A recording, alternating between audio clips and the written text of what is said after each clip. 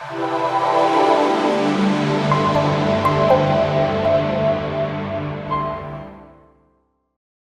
that with you, okay?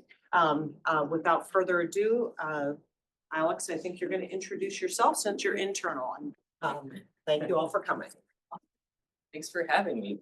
So yeah, I'll go ahead and get started. So basically today, my talk will be kind of in two parts. First, I will share what I was doing during my PhD for my dissertation work. And then I will share a little bit what I'm doing right now as a relatively new postdoc with Carolee Bull and Kevin Pocket studying mushrooms. So, oh gosh. Yeah, that's perfect. Awesome. All right, so the title of my dissertation work was Disturbance, Histories, Structure, the Microbiome's Role in Coral Success. And this work was primarily done at Oregon State University, where I did. So I know these are kind of fighting words, but in a completely objective, unbiased opinion, corals are the most fascinating animals, right? So corals are pretty cool. And on this slide, we can actually appreciate corals on three very different scales. So up here in the upper left, you can see kind of a microscopy image of a coral with fluorescent endosymbiotic algae that actually live inside of the coral cells. And then here we have a lush South Pacific coral reef, which reefs like this actually maintain approximately 25% of the biodiversity in the oceans, which is pretty awesome. And then here on the lower left is actually a view from space of the Great Barrier Reef in Australia. And from this scale, we can appreciate the coastal protection that these ecosystem engineers offer. However, as most of you in this room probably know, with climate change, we are getting increasingly frequent and severe marine heat waves in the ocean, which are negatively impacting coral reef ecosystems. So what you're looking at in this upper image are these white coral colonies. And so what happened here is those microscopic endosymbiotic algae, their relationship with the corals actually dissociates, and the corals lose these microbial partners during periods of heat stress. And in fact, these endosymbionts provide the corals around 94% of the energy that they need to survive. So lacking these endosymbionts for any prolonged period of time can mean that the hosts will starve and die unless they're able to reacquire these symbionts back from the water column.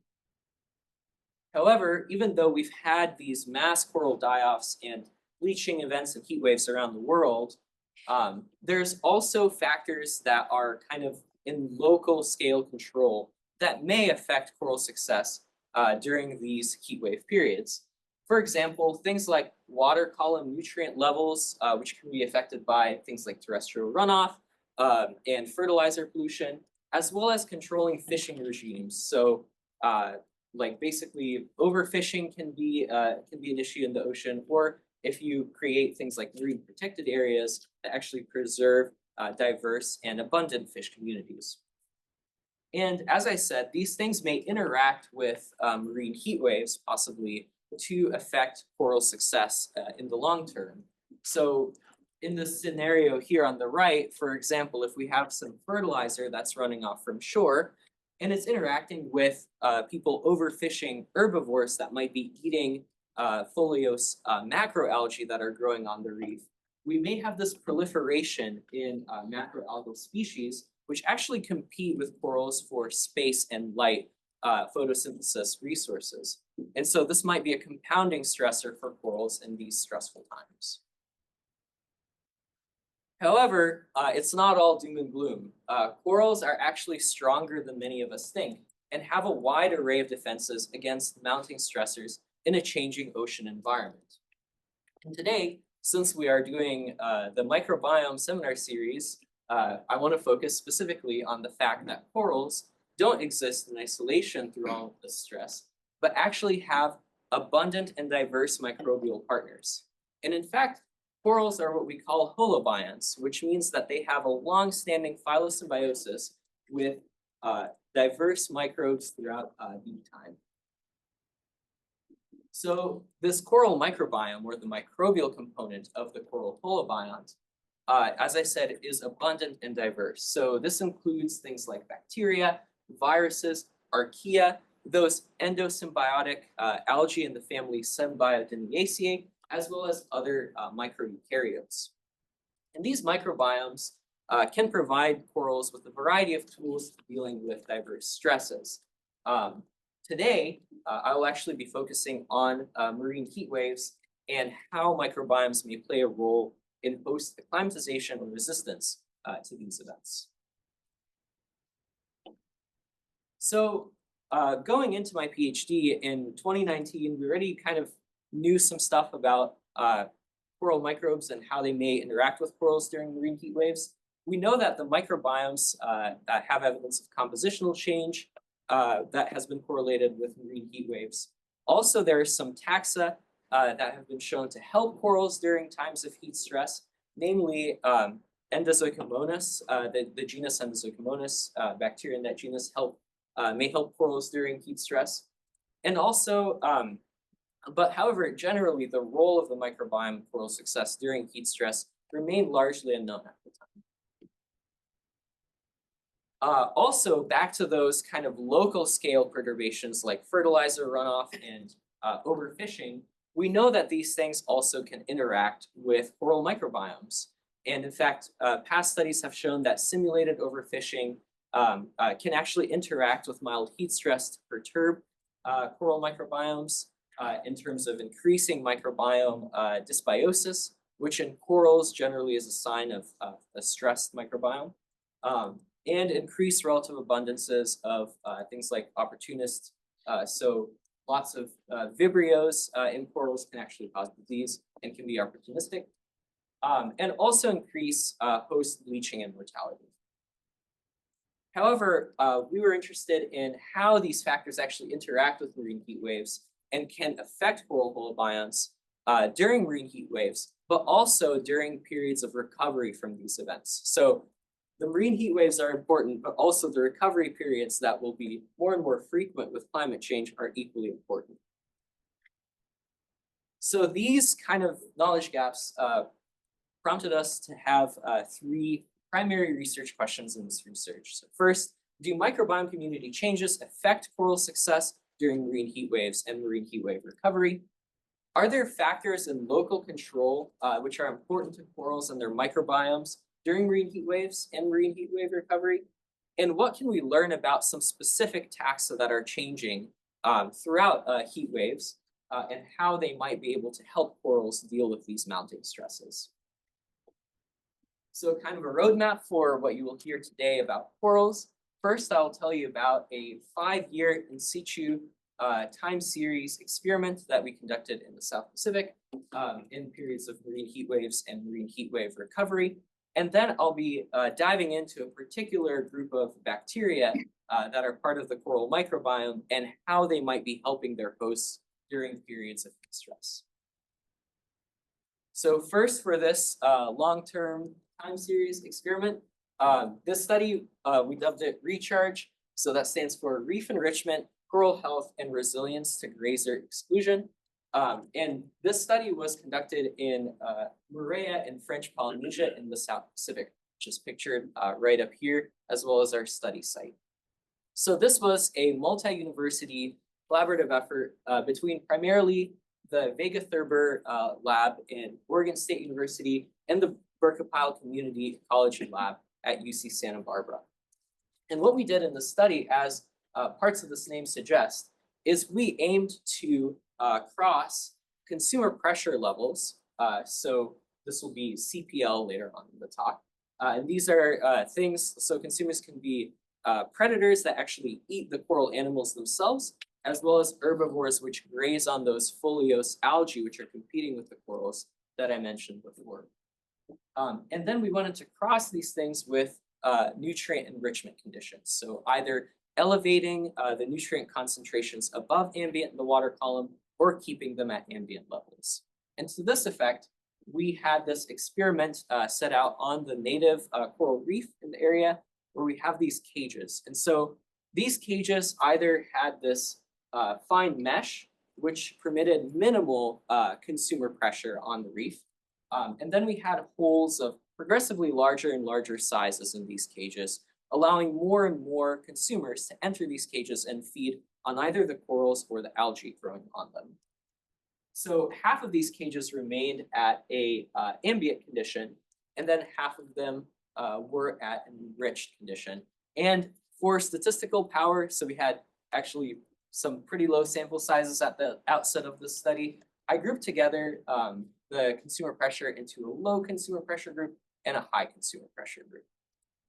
This is kind of what and so the target species that we had were these 3 ubiquitous corals to the South Pacific. And so we would resample colonies of these species for the microbiome and also looked at their bleaching and mortality levels over time. So this is what the experiment looked at the outset of the study. You see very high coral cover in this area when we started this experiment. And these are our experimental cages, which I was just telling you about. So those were sort of the things that we can control, right? But in any long-term time series ecology experiment, there are going to be lots of factors that are kind of outside of our control. We don't really expect to happen. So this purple here is marking the duration of our experiment, which started in the summer of 2018 and ended in the summer of 2023. And then on this graph on the y-axis here in panel A, we have weekly average water temperature. And then this is a measure of accumulated heat stress. So the more accumulated heat stress you get, the more of a heat wave this event is going to be. So basically, right after we started our experiment, we had at the time the most severe marine heat wave on record for the site happen. And then the following year, we had the second most severe heat wave happen on record. So kind of 2 things that immediately were like very devastating to the reef. And then after this, actually in 2024, now this record is broken, right? So we had an event that was actually somewhere out here for accumulated heat stress, which is kind of the trajectory that climate change puts us on. But this actually was a really unique opportunity for us to study these effects of marine heat waves with local stress. So we had a period before the marine heat waves happened. We had a period of sequential marine heat waves. And then we had a period of recovery from marine heat waves, after which we decided to actually end our nutrient enrichment treatment and see if the corals can recover from this hypothesized stressor. We then had a small marine heat wave that happened in 2023, but this didn't have any detectable effects on the reef. So this is what the experiment ended up looking like through time. So we have our cages, which then experienced the marine heat wave period, marine heat wave recovery period, and then a period of enrichment recovery where we removed the fertilizer enrichment on the reef.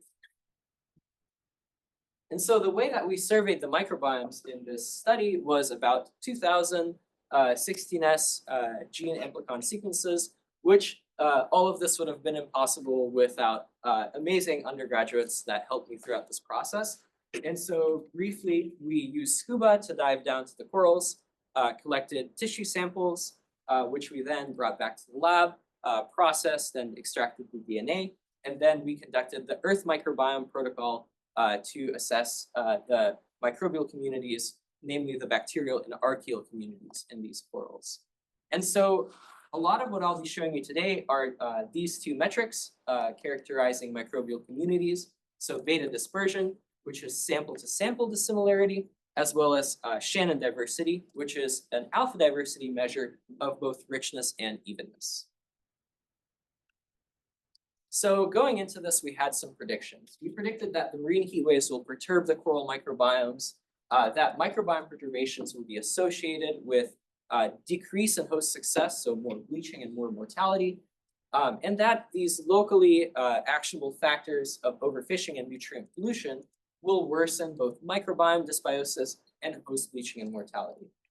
We also hypothesized that when we remove the nutrient enrichment treatment, we'll have some recovery, and that the ambient nutrient levels and the ambient levels of consumer pressure will result in the best coral and microbiome trajectories in marine heat waves and after the marine heat waves. So what did we actually see? So in this graph, I'll have relative abundance of microbial taxa on the y-axis. On the x-axis is date. These are the marine heat waves in red. And these are some of the primary families that we were seeing in this data. So for 2 of our 3 species, the marine heat waves perturbed the microbiomes, kind of as we predicted. So these coral microbiomes were dominated by this family Endozoicomonaceae, which has symbionts beneficial to heat stress for corals. And then once we have the marine heat wave, the communities actually increased in both alpha diversity and beta diversity, and we've had increased incidence of things like Vibrionaceae, which may contain some opportunistic taxa. So this happened for both Acropora retusa, which is this taxon on the left, and Poecilopora, this blue cauliflower coral on the right. However, for Predation lobata, we actually had this shift that happened before the start of the marine heat waves. So initially, we weren't really sure what was happening there.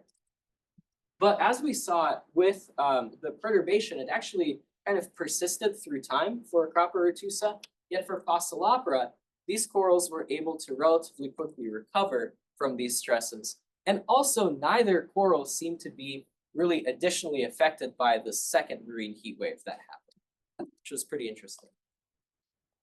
And in fact, for Acropora retusa, we saw a significant association between changes in the microbiome and host bleaching and mortality, which was really neat to kind of tie those 2 things together. So on this graph, on the left, we have the microbiome metrics, so beta dispersion and Shannon diversity. And on the right y-axis here is the proportion of the colony affected. So this is either mortality or bleaching, right? And so for mortality here, this dotted line, we saw a strong association between the microbial metrics and the host mortality. And we saw a significant association between the change in the microbiome and the bleaching severity of these corals. So up to this point, I've kind of been telling you about the effects of the marine heat waves on the hosts and the microbiomes. But what about like nutrient enrichment and consumer pressure levels, these locally mediated factors? So it turns out that actually during the marine heat waves, these effects didn't really have much of an effect. So on these graphs, on the left-hand side are microbial data, on the right-hand side is host data, and then here it is colored by the nutrient enrichment condition and faceted by high consumer pressure and low consumer pressure. And we have our hosts here. So we didn't really see many effects by these locally mediated factors aside from Poecilopora, where reduced consumer pressure and elevated nutrients created a more dysbiotic microbiome, kind of as we would expect. But this all really changed after we had the recovery period from marine heat waves. So in the absence of the heat stress, these local factors actually affected all of our 3 focal species. However, they affected them in different ways, which was really interesting.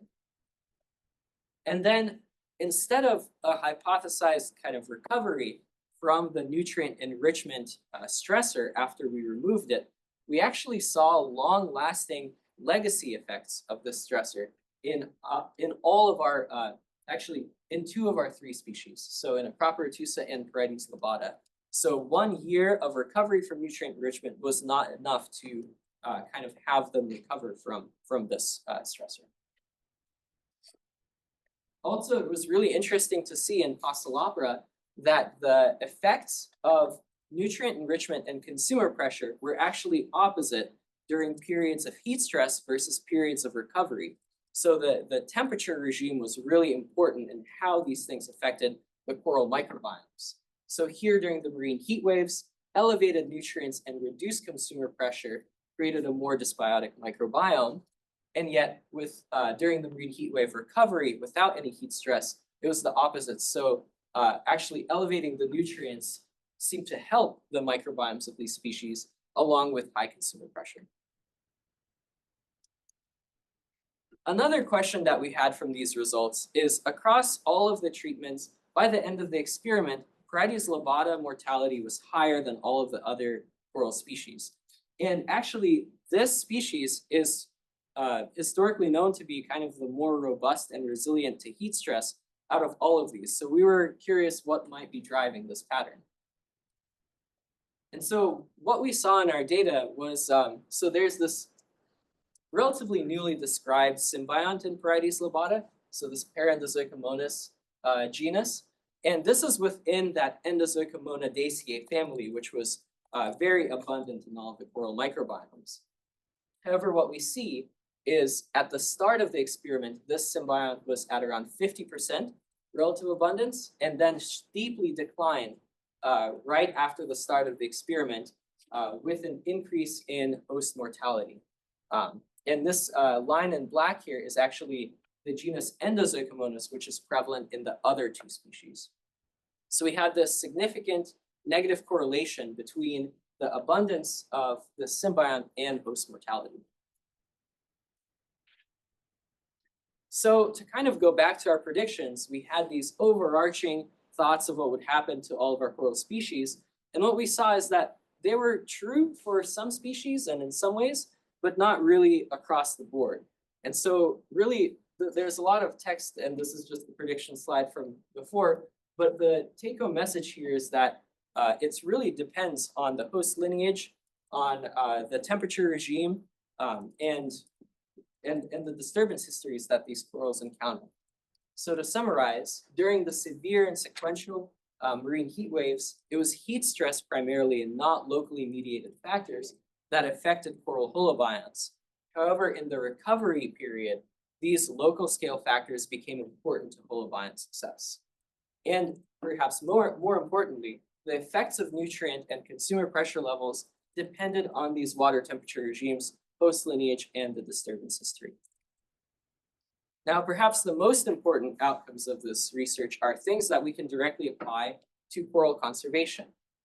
And so starting with Parietes lobata, we have this interesting bacterium, right, that's newly described, recently described, and it may be a promising probiotic because the low, it has a strong negative correlation between host mortality and the abundance of this taxon. We also found that reduced consumer pressure and nutrient levels are favorable during recovery periods from marine heat waves, and that nutrient enrichment actually has lasting legacy effects on host health. For Acropora retusa, we saw that these corals can acclimate to sequential marine heat waves, and this might possibly be due to the help of their microbiomes. And we also saw that microbiomes can actually recover from marine heat waves in approximately 2 years. And then in terms of local management strategies, we saw that unrestricted consumer pressure and some of the nutrient enrichment might be favorable during marine heat wave recovery. And again, that this nutrient enrichment has lasting negative effects on the hosts and their microbiomes. So finally, with Passalopora, although during the marine heat wave period, we initially saw that they're resilient and can maybe develop some resistance to the sequential marine heat waves, we saw that over time, the mortality of these corals kind of gone up. So maybe these sequential marine heat waves have long-lasting impacts on the microbiomes and host health. However, low consumer pressure and nutrient levels were favorable to the microbiomes during the marine heat waves, and the opposite was true during recovery. So this kind of temperature regime dependent effect. So now I'm going to shift gears and talk about one of the taxa that we saw in all of the corals throughout the study. And this was this family Amoebophiliaceae. And so we were interested in how this group of ubiquitous coral microbes might be unique from free-living or bacteria that are living in the water column, and what might these bacteria be doing in corals. So kind of back to this graph that I was showing before, we have this taxon labeled in black here on top, and it was present in relatively high abundance in all of our 3 species. However, we don't really know what it's doing. It's very frequently encountered in coral 16S microbiome surveys. It maybe infects the endosymbiotic microalgae that live inside of the corals or some other microeukaryotes. It's been associated with heat stress tolerance sometimes, but also disease prevalence, so we don't really know its function. And it might even be commensal. And we don't know if there are differences in these bacteria that are living inside of corals to ones that we can find in the water column. So specifically within this family, I looked at the genus Amoebophilus, which originally is described from amoeba in Austrian lake sediment. They have highly reduced genomes with some evidence that they are obligate parasites. They don't have any complete amino acid biosynthesis pathways. So the known lineages are known to be obligate parasites, and there was a reference genome that was published back in 2010 for this Amoebophilus asiaticus 5A2. So taking this knowledge to corals, my aim was to survey all of the available Amoebophiliaceae candidatus Amoebophilus assembled mags from seawater and coral samples, and then to identify if there are phylogenetic differences between the seawater associated samples and the host samples. Finally, I wanted to look at how these, the functional potential of these bugs might be different between the corals and the seawater. And of course, if there are any clues as to what these functional differences might mean to what these bacteria are doing in corals. So I just threw some words out, so like mags, right? So it's important for me to define some terms. So genome is the complete genetic code of a single organism, but then we also have the concept of metagenome. So that's the complete genetic codes of all the organisms that we can get from either an environment or a sample. And usually we fragment these for short read DNA sequencing, HTS sequencing. So then we have the process of assembly. So this is piecing together different like short pieces of DNA or reads to then make a whole genome of an organism. So we might have some bacteria in an environment. We then fractionate their genomes into small bits. We can sequence these using short read sequencing, and then we need to piece them back together. So I looked at basically all of the available assemblies online for this genus in seawater and in coral species. And then I had kind of a three-pronged pipeline that I used from this.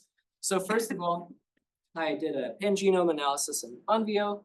After I did gene inference and annotation, I used OrthoFinder and MAP to find kind of orthologous gene groups and do a multiple sequence alignment, and then do a maximum likelihood phylogeny of this taxon. I also did an enrichment analysis to see which pathways and genes are enriched in the coral-associated and seawater-associated taxa. And then I also did some random forest analysis looking at which taxa or features are important to predicting which environment these bacteria are from. So first of all, we saw some evidence of phylogenetic structure by environment. I can't quite say that they're phylogenetically distinct because they're clades that are kind of maybe sisters, but we did have distinct clades of coral-associated Amoebophilus and seawater-associated Amoebophilus. And then these clades didn't seem to be explained really by the sample region around the world, or in the case of coral-associated mags from the hosts. So I also did a comparative analysis in Onvio, and this is mainly just a pretty plot that I wanted to show you, but really all that's important here that I want you to get out of this is here on the inner ring is the reference Amoebophilus asiaticus that I mentioned. And we actually saw that the mags coming from the seawater and the corals had about half the size compared to the reference, which was really interesting. Very reduced compared to even like a reduced organism. So that was kind of an interesting finding. We also found that in both of the coral-associated and seawater-associated mags, there was an increase in stress response gene pathways, as well as DNA repair. And then also there was an increase in things like DNA replication and homologous recombination, so like genes involved in replication. compared to the reference Amoebophilus asiaticus. When comparing the mags from the coral environment to the seawater environment, we saw that there were different functions that were enriched in mags coming from each, so the corals or the seawater. We found that in the corals, there was enriched genes that are involved in import and transport. And then in the seawater associated mags, there were increased genes related to defense and stress tolerance, kind of what we might expect if there is a functional symbiosis happening with these Amoebophilus inside of the corals. So this is still ongoing, but basically, to summarize what I've found so far, is that there is some evidence for Amoebophilus structure by environment. The Amoebophilus from seawater and coral seem to be very distinct from this published reference, and that they seem to be quite different from each other, with enriched gene pathways in the seawater dealing with stress response, and then in the corals, more enriched gene pathways dealing with transport than in the seawater. And so this is just the beginning, right, of looking at this taxon. We have some clues about the functional potential of these, but it's not the same thing as function. And we need some experimental validation of these findings. So basically, we need a model coral host to determine the localization of these bacteria. We don't even know what they're infecting, and to validate some of these functions. So sort of to summarize my PhD research in maybe just a couple of phrases, kind of the key findings from this is, first of all, from the 5-year time series experiment, I found that local scale factors are important to local holobionts, with effects depending on the water temperature regimes. So whether or not you are looking at corals during marine heat waves or recovery periods, and also host lineage and disturbance history was important. And also looking at the metagenome assembled genomes of the Amoebophilus taxon, there are many underexplored coral microbes that likely have a functional role in corals during marine heat waves and may even be promising probiotics for the future, but they remain underexplored and need further experimental validation. So before I switch gears to kind of what I'm working on now, as many of you here are PhD students or candidates or doing masters, this stuff takes a village, and I am incredibly thankful to all of these mentors, friends, mentees, colleagues that supported me in so many ways throughout this journey. So, and thank you to the funders of this, so the National Science Foundation, Ocean Kind Foundation, and primarily this was done at Oregon State University with field work in French Polynesia with the LTR network. So I'll shift gears now. And so as I mentioned at the start of my talk, I'm now a postdoctoral scholar with Carolee and Kevin, and I'm taking a deviation from marine biology and coral and hopefully learn and apply some new techniques. So studying mushrooms, right? Big shift. But basically, the main thing that I'm working on right now is bacterial blotch molecular Koch's postulates and viromics associated with this pathosystem. And this is what brings me to plant pathology. So just a little bit of a background on bacterial blotch or brown blotch in mushrooms. So as of a recent short course on mushrooms that several of us in this room attended, white button mushrooms are a huge deal in Pennsylvania, and they comprise approximately $500 million industry in the state. And it's about 50% or more of US production, which is really cool. And a common constraint to the production of these mushrooms for consumption is this disease. So it's bacterial blotch, and it's so Agaricus bisporus is the white button mushroom species. And we know of several pathogens that can cause blotching in mushrooms. And one of them has been known for over 100 years at this point. So Pseudomonas thalassii. However, as I said, there are some other Pseudomonas strains which can cause blotch that have been described kind of more recently. So back to Pseudomonas thalassiae. So the pathogenicity and virulence of this Pseudomonas in mushroom is largely a function of this toxin thalassin, which is a non-ribosomal peptide. However, in some of the other Pseudomonas strains that cause this disease, they actually lack thalassin. So the question remains of how do they cause disease? Is it another non-ribosomally synthesized peptide, or is some other gene or protein involved in this? So something that I'm currently working on to address this part of the question is an RBT and seq experiment. So Adam Deutschbauer, who actually talked at the seminar series previously, we are in collaboration right now developing some of these methods for the white button mushroom cultivation system. And so what this is a random barcoded transposon site sequencing, where we have these either TN5 or Mariner transposons that have random barcodes. And so we do a conjugation of E. coli containing these plasmids with these transposons, and they insert themselves throughout the genome of the target strain, for example, the blotch-causing Pseudomonas. And we can sort of see what differences in gene fitness we have across different environments based on which genes get more of these transposon insertions than the others. So, and we can use the random barcodes to determine the position of the transposons in the gene. So this is kind of what I'm working on now. A lot of this is in the works, so hopefully maybe in a later seminar you'll see some of the findings from this work.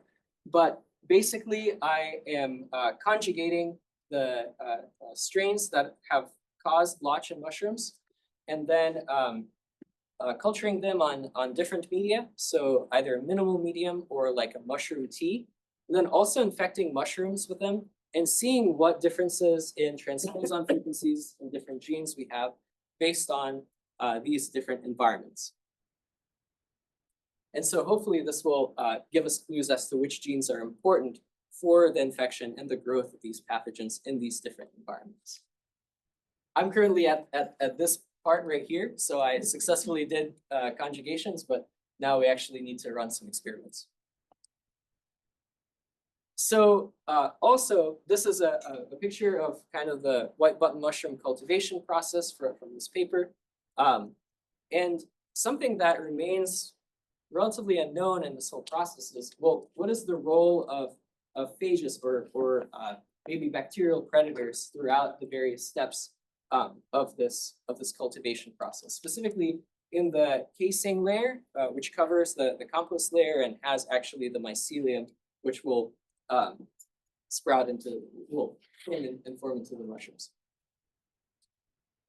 So to this end, I am coordinating with some folks in this room, including Owen, and I don't know if Fabricio is here, but basically I'm going to sample various parts of this cultivation environment, so these compost and casing layer, as well as the mushrooms themselves, and do some viromics to hopefully determine the phage composition and diversity in these systems. And then this knowledge can be really helpful for developing applied things like phage therapy in the system. So if we have phage that are native to the system that are also predatory on the blotch pathogens, we can then apply them hopefully to kind of mitigate this disease in the production environment. So that's kind of where I'm at. I'm just designing this experiment, and hopefully we'll run it this month. And with that, I want to thank all of the people who have been especially helpful during this process of me starting here as a postdoc. And also want to thank the whole of the Bull Labs and the Hockett Labs for hosting me and mentoring me in this process, as well as the funding from USDA, NIFA, SCRI.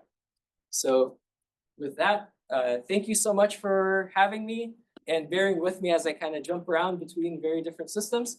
And I'll be happy to take any questions that you may have.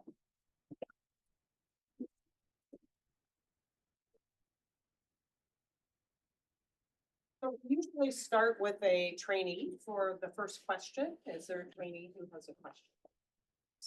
In green. Hi, thank you. Very interesting talk. I have a question about your coral research. I'm not really familiar with corals, but I was kind of thinking about their microbiomes and similar to like humans or animals that have kind of external and internal microbiomes. Is that true for corals, and could that impact the marine heat wave recovery at all? Yeah, so for the people on Zoom, the question is, so like humans, we have an internal and external microbiome. Do corals have this? And does it impact the tolerance or the outcomes during marine heat waves? So that's a great question. And corals actually have multiple tissue compartments. So they have a mucus layer that surrounds the tissue. They then have the tissue layer themselves, which is separated into three parts.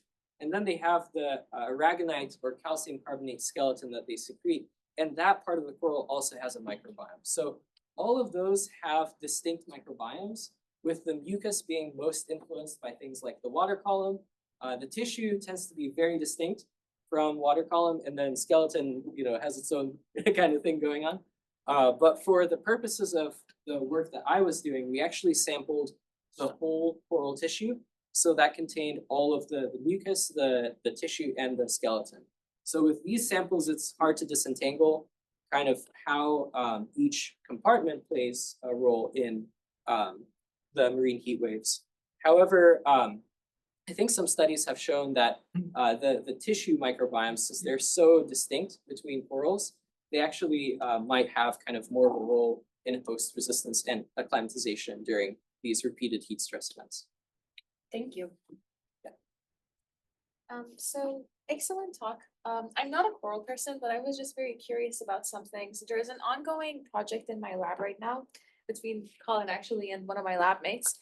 And they're looking at like optimizing the approach of replanting certain species of corals in order to kind of help preserve coral reefs and prevent coral death in heat waves. And I was wondering if, considering your results, that the microbiome actually plays a very big role in the survival and resistance of corals towards heat waves. Would it be a possibility that maybe by injecting microbiome, then the resistance of the coral could be increased, and maybe that would be a little bit more financially and based on like the human resources that you have available, more realistic? Is that something that's been done? Is it something that you consider doing based on specifically like the species that you found? And this may be a naive question. No, it's a great question. So for Zoom, the question was basically there's a conservation. The Zoom can hear, Oh, so there's okay. microphones out here, so don't worry about that. Okay, I'll summarize it. I'll summarize it really quickly for both myself. So there's a common conservation restoration technique of outplanting corals. So this is basically making like these three-dimensional, either like trees or just taking fragments of coral colonies and putting them out on the reef. So corals can reproduce both sexually and asexually. They can kind of spawn or have internal fertilization and brood out larvae in the water column. Or they can also, if you break a fragment of a coral off, it can continue growing. So the coral colonies can continue to asexually kind of clonally reproduce and create a larger colony. So basically, we put those out on the reefs, and this is why this can be kind of an effective strategy. But if the coral isn't going to fare well, right, with the marine heat wave event, then it's kind of a waste of time, right? So we want to have good places that we outplant the coral, as well as species which we know are going to deal well with these stresses. And then the other part of the equation is things like the microbiome and what other factors can kind of boost the resistance of the host. So there are actually some probiotics that are being developed for corals, which is a really cool application of microbiome to this. So people like Raquel Pejoto, if you're interested in this, I highly recommend looking into her work. But basically you can take a bacterial culture of a probiotic or a beneficial microbe, you can put it on as a paste underwater, or you can even kind of cover the colony in like a plastic sort of bubble, and then you can put the bacteria in there, and they will colonize the colony. So that's kind of like applying the communities, right? So we can have communities that we apply directly to the corals, but there's also the monitoring part of it, right? So from this research and other research, we know kind of what microbial communities might benefit different coral hosts under these stresses. So by monitoring what microbes and in what abundances that corals can harbor, we can sort of understand their capacity for resistance in sequential marine heat waves. And also we see that corals like Acropora, for example, in this study, might be more resistant to the stress than we previously thought. We previously considered these corals to be quite susceptible, but now we're getting more and more sequential marine heat waves. And so actually under this context, these corals might kind of win out and might be a beneficial host species to actually outplant in these efforts. Sorry, this is a long answer, but I'm really excited about this question. And one more part to it. There's evidence now that in addition to these local scale conservation efforts of maintaining things like nutrient runoff and fisheries, there also might be refugia for corals experiencing heat stress created by the changing ocean environment that weren't previously there. So like further north latitudes, potentially maybe deeper water, although there's some kind of debate there. But yeah, it's a whole like, it's an awesome area of conservation for sure. Yep. My question is actually about the mushrooms. Yes. And you doing your transposon insertion. I know you haven't done the like functional assay yet, but do you have any like predictions of what you think might happen with them, or like genes that might be essential? Yes. Yeah, so the question was about kind of predictions of which genes might be involved. So there's actually kind of a paper in the works in the Bull lab from a former postdoc who did a lot of metagenomic sequencing and assembly of various Pseudomonas strains, and including some blotch pathogens. And as I was saying, so some of them don't actually have that toxin talacin. So it's interesting, how do they cause this phenotype? And maybe there are some other non-ribosomal peptides, which is what talacin is, involved. So kind of maybe the first screening that I might do once I get these data back is to look at the other NRPs and see if those might have less transposons inserted or more transposons inserted relative to the other genes. So. Great talk, and the mushroom project you're on looks really fascinating. Can't wait to see, maybe come back and do another presentation on that. On the marine heat wave stuff, so I noticed that, and as you described, there's an increase in alpha diversity sometimes after these heat waves. And first question is does that include potentially pathogenic organisms that are part of the story?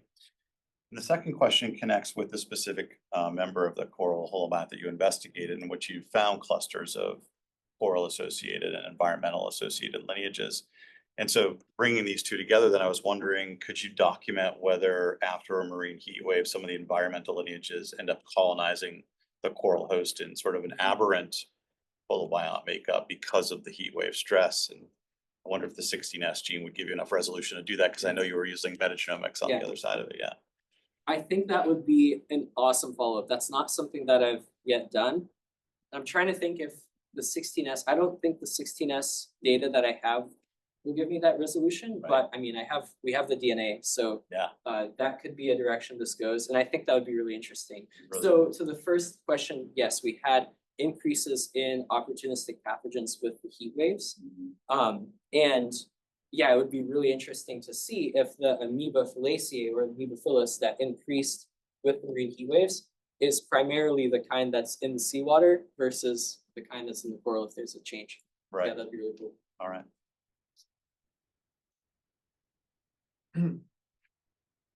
Yes. Yeah, exciting research, and I'm jealous of the coral cover you're able to work with. That's pretty cool.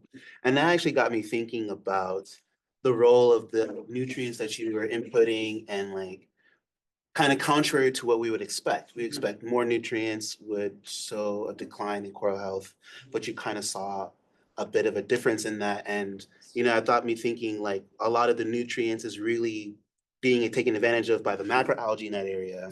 But based on the photo, and I'm kind of curious your perspective, like what was the macroalgae cover?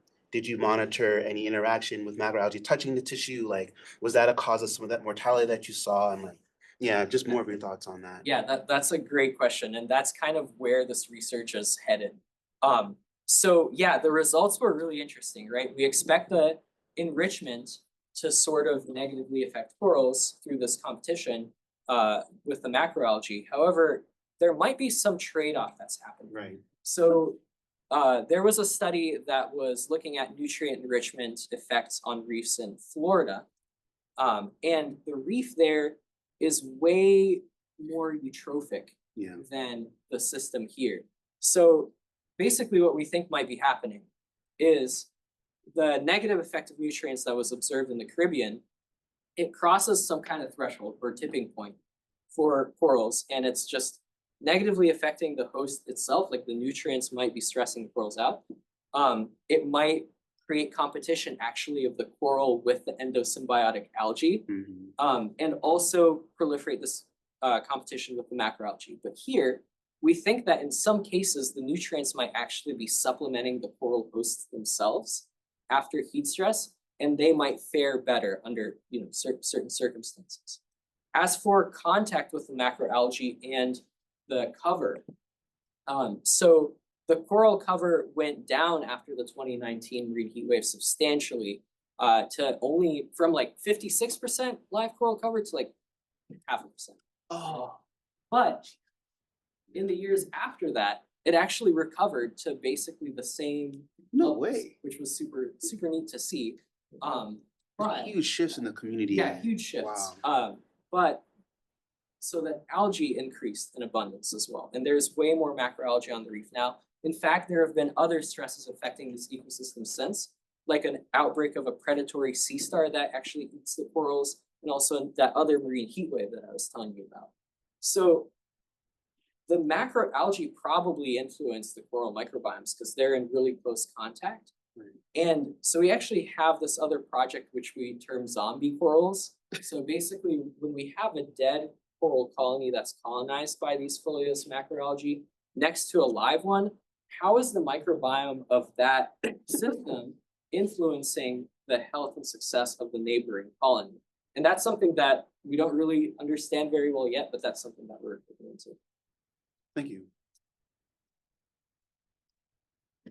Hi. Yes, Great talk. please. I'm a coral person, so yes. I have a few questions now. There was like it got my attention that the varieties Yes.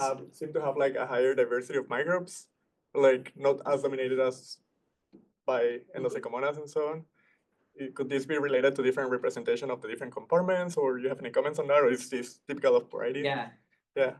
So, okay, wait, you have more, I can start by answering this question, but yeah, so that's a great question. Yeah. So basically the question was about Predis levata microbiomes, and they're kind of more diverse than the other ones. Could this be represented by the other tissue compartments? So this is interesting because we have data from Parides from like 2015, 2016, 2017, and they actually have a larger proportion of bacteria in the family Endozoicomonaceae than we see in the beginning of our study. And this seems to go down over time, kind of not really depending on maybe marine heat waves, but something else might be driving this trend. For example, maybe dead neighbors might be driving this trend, or maybe predation from parrotfish might be driving the trend. But something that we thought might influence the microbiomes at the start of the study is Parides levata is actually a species complex, and there's a lot of kind of cryptic diversity within that. But we looked into that, and we actually didn't find any structure in like a PCA kind of analysis by those different like any structures in terms of the microbiome composition. So what we think might be happening is maybe the marine heat waves that these colonies have experienced over time, this disturbance history, kind of maybe crosses a threshold at some point where the microbiomes start becoming more diverse and less dominated by this maybe beneficial symbiont and have more and more of these opportunistic pathogens. And we also saw that pattern with the declining Parandozoicomonas bacterium, which should be in relatively high abundance in these corals. So yeah, we're not entirely, my short answer, we're not entirely sure what's happening with the varieties, but they're definitely doing worse than we expected in this experiment. The other question is, you mentioned that nutrient enrichment might be causing maybe competition with the symbionts and so on. Did you keep track of the symbiont density during your experiments or so on? And So- what happened with that? Yeah. Let me actually, wait, I have bonus material. Wait. Oh, yeah, he did do the. Okay, so we actually did look at symbionts in one of our coral species. So only one of our host species, the Cropper bleached. The other two didn't really bleach. So this is a collaborator's data, which is why I didn't have it in the main part. I'm not sure if there's symbiont density data, but we have kind of composition and diversity data from these. And it was really interesting because the community shifted so much across the experiment and across the marine heat waves. So we started out with what was it? Like a C1? Yeah. But no, C3 dominated community. But then it went to C1, and then we have this increase of this potentially thermotolerant Durstinium that happened, and it's maintained. So that was a really interesting shift. My final question, are you planning to do some more work with corals? Or- Maybe down the line, yeah. Yes. Well, I'm still working on getting some of these papers out from my PhD, and so I'm still doing kind of some of these analysis in the background. I think we'll take one other question. I saw the hand in the back first. Thank you. So I'm also a coral person. And I couldn't help but notice that, so you have the Acropora here, which can associate with thermally tolerant Durstinium. And then also your Pusillopora can also associate with that, a different species, but still a Durstinium. But we know that Porites can't associate with a thermally tolerant Durstinium. So I'm wondering if you, I don't know, I guess you just said you only looked at this host species, and I was just gonna ask if you thought about maybe like the others and see if maybe if that host identity sort of helped explain that or something, I don't know. Yeah, so you're asking to look at the Porites lobata symbiote in the ACA communities and seeing if maybe those correlate with some of the microbiome shifts. I think that is a direction that one of the master students from the lab that I was in is taking right now. But we started specifically with the Acropora because those were the corals that bleached throughout our study. And so we kind of hypothesized that since these corals bleached, we might have more of a shuffling happening with the symbionts and changes to the communities, but I think that's also in the works. So yeah, thank you for your question. So I think we'll go ahead and thank Alex for his talk. We're